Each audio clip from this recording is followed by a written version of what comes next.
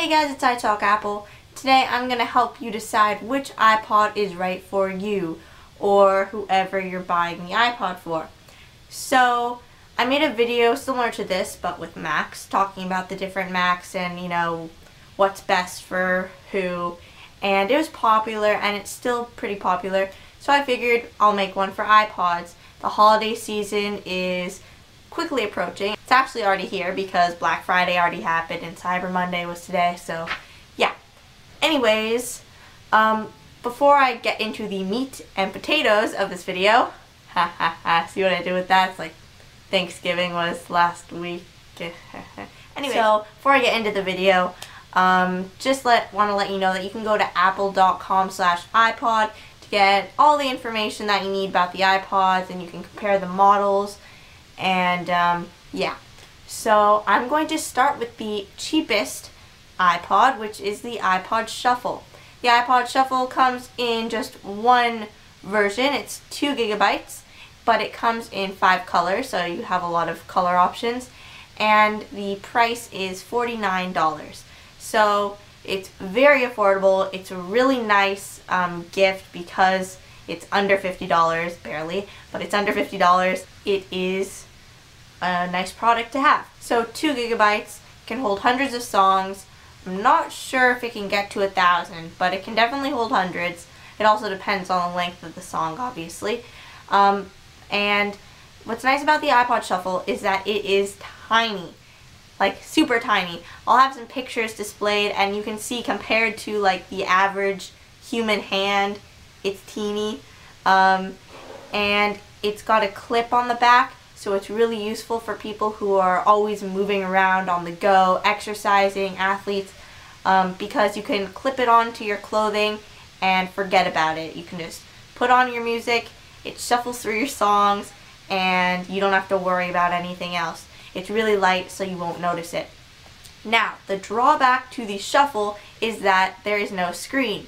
To control what song you're hearing, pretty much all you can do is skip through your songs with the back and forward buttons. You can pause your songs, but you can't choose through a list of songs to pick a certain song because there's no screen. However, there is a feature called VoiceOver, so you can actually find out what song you're listening to and who it's by, but you can't really pick a song to play. So to get a Shuffle, you're going to have to really like all of your music. Although, it is a really good gift to get someone because it's not expensive, but it's something everyone will enjoy because who doesn't like listening to music? Also, the battery life is 15 hours of audio playback, so it's going to last you a long time. Most people aren't going to be listening to music for 15 hours. Next iPod model is the iPod Nano. The iPod Nano comes in 2 variations, an 8 gigabyte model and a 16 gigabyte model. There are 7 colors to choose from, so you have more options right away. It's significantly more expensive at $149 for the 8 gigabyte model and $179 for the 16 gigabyte model. However, the price is justified because it is more of a multi-purpose device since it's got a screen. It's a multi-touch screen, so similar to the iPhone or the iPod Touch. The actual user interface and the operating system it runs is very familiar to most people if they've used an iPod Touch or an iPhone. It's kind of based off of iOS. I don't think it actually is iOS, but it's based off of iOS. You use, obviously, your finger to get around. The only con with the iPod Nano, really, well, it's a pro and a con, is the size. What's great about the size is that, just like the Shuffle, it's very small like the Shuffle. It's bigger, but not too much bigger. It's very light. It's got a clip just like the Shuffle, so you can clip it onto your clothing, exercise and forget about it, or run errands and forget about it. However, since it does have a screen, to pick the song you're listening to, you're going to be scrolling a lot because it's a tiny screen. What I like about the Nano is that there's a lot of features. Of course, you can listen to audio like music, audiobooks, podcasts, but you can also view photos. You can use the pedometer that's provided. You can use Nike Plus, that whole Nike Plus iPod thing is supported, so you can keep track of all your fitness stuff. A really nice feature is that it has an FM radio tuner, so you can listen to the radio. I think that's great for people who are taking a walk or a jog and they don't necessarily want to listen to their own music. Let's say they want to listen to the radio. What's really cool about the radio thing is you can actually pause the live radio and then play it to continue where you left off, or you can fast forward to where the live broadcast is actually in progress. So although it is tiny, and compared to the older version of the iPod Nano, it did lose a few features, like you can't watch a movie on it or a TV show anymore, I still think it's a great device, and it's good for anyone. Most people, I would think, want to choose what song they're listening to and like see some type of visual representation of what they're listening to. But the iPod Nano is a great gift for anyone, or a great buy for anyone really, for kids, for teens, for adults. The iPod Classic is pretty much all we have left that's close to the original iPod. For those of you who have ginormous audio libraries and even video libraries, the iPod Classic may be a better choice for you. It is a much larger device. It's the heaviest out of all the iPods. It's the thickest out of all the iPods.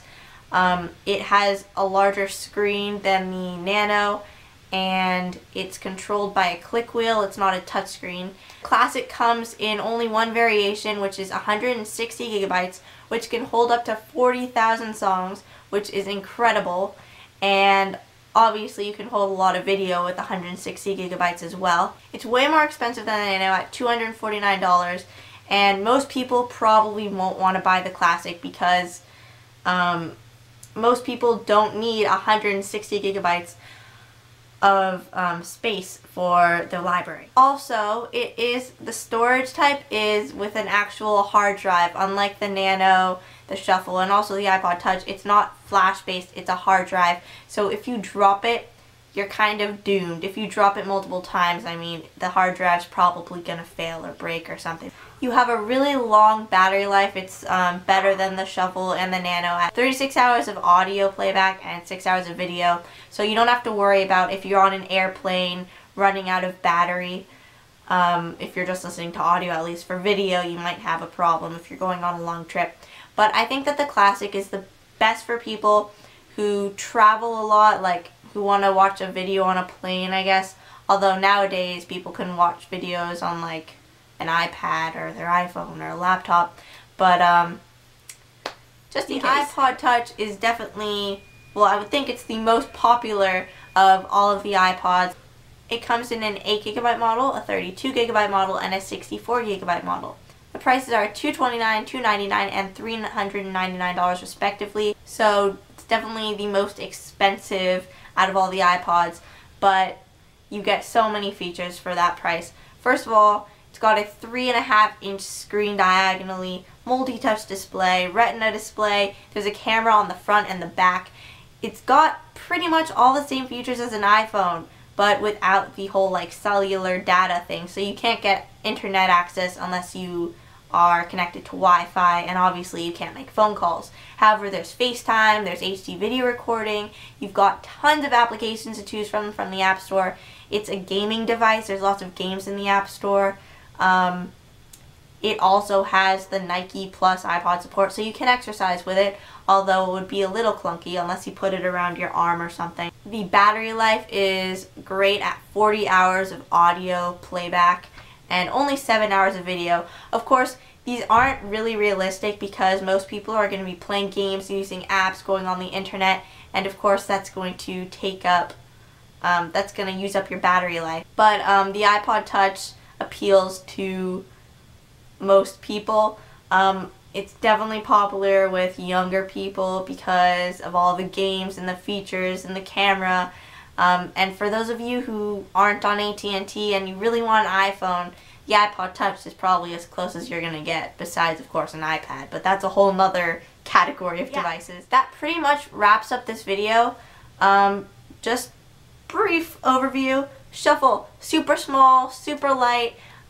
Great for exercising. With the Nano, you get more features than the Shuffle, but of course it's more expensive. You also get more space, obviously. The Classic is definitely not as popular as the rest of the iPods because of its price for like the features that you get. You obviously can watch movies and can listen to your music. The iPod Touch is probably the most popular. I don't know, it's between that or the Nano. Although it's more expensive, you have tons of features, like tons. It's almost like having a computer in your pocket. So that's pretty much it. And thank you very much for watching. Hopefully this video helped you. If you have any video suggestions, please comment below. I'll have links that you need in the description. And follow me on Twitter, twitter.com/italkapple. And you can read my blog at italkapple.tumblr.com.